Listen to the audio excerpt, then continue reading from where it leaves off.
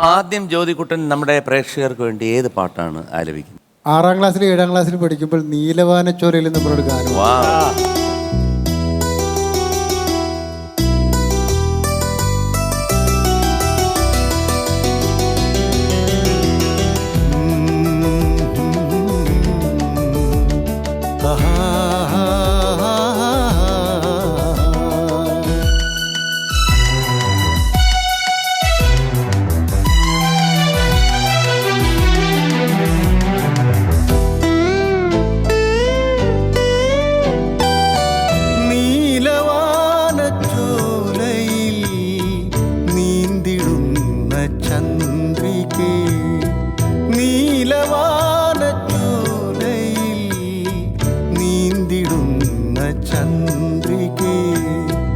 ഞാൻ രചിച്ച കവിതകൾ നിന്റെ മിഴിയിൽ കണ്ടു ഞാൻ വരാതെ വന്ന എൻ ദേവി നീലവാനച്ചോലയിൽ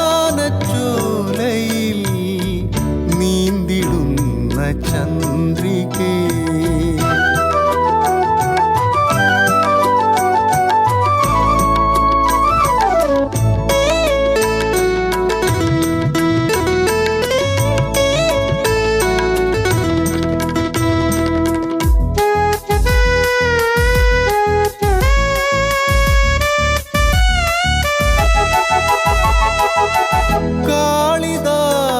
പാടിയ മേഘദൂതമേ ദേവിദാസനാകുമെൻ രാഗഗീതമേ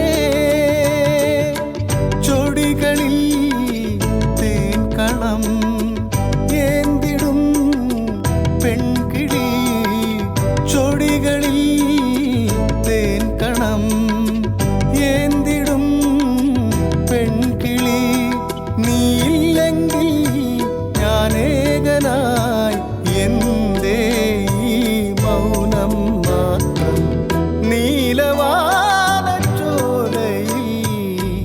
നീന്തിടുന്ന ചന്ദ്രികേ.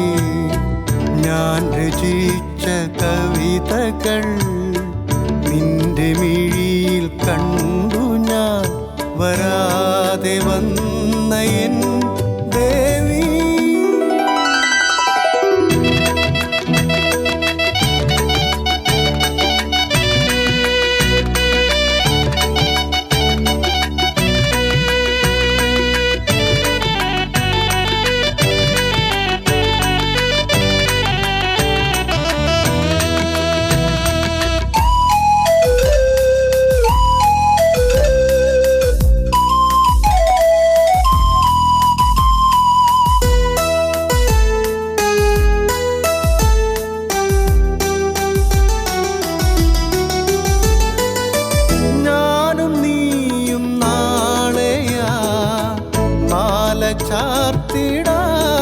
ചാർത്തിടാം വാനും ഭൂവുമൊന്നായി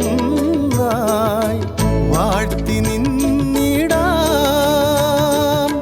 മിഴികളിൽ കോപമോ വിരഹമോ ദാഹമോ മിഴികളിൽ കോപമോ വിരഹമോ ദാഹമോ ശ്രീദേവിയേ എൻ ജീവനേ എങ്ങോ നീ അവിടെ ഞാൻ നീലവാനച്ചോലയിൽ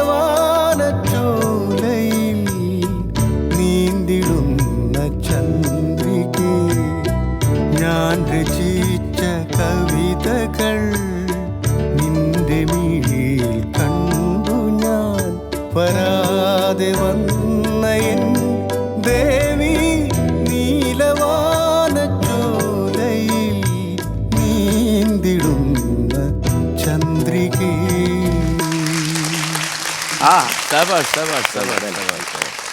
ഗുഡ് ഗുഡ് ഗുഡ്.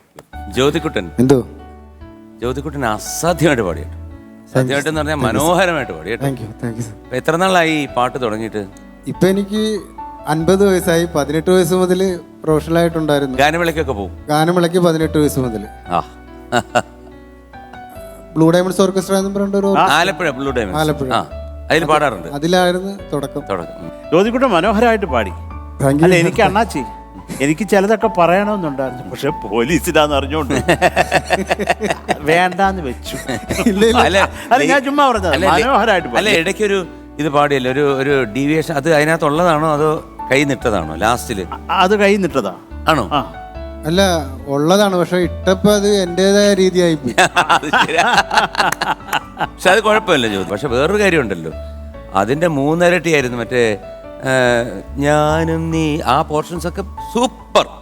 മനോഹരമായിരുന്നു, മനോഹരമായിരുന്നു. Thank you. നമ്മൾ ടോട്ടാലിറ്റി നോക്കിയാൽ മതിയല്ലോ. ടോട്ടാലിറ്റിയിൽ അതിമനോഹരം. Super. Sir, thank you. All the best.